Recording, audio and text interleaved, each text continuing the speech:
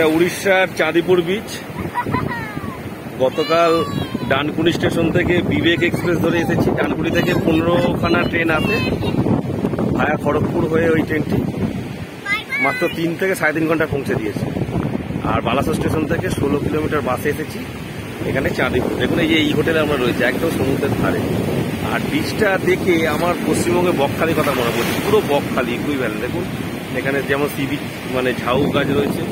আর এই যে দূরে দেখছেন এই যে টাওয়ারটা, এখানে যে ডিআরডিও অগ্নি ওইসব মিসাইল আর রকেট ছাড়ে।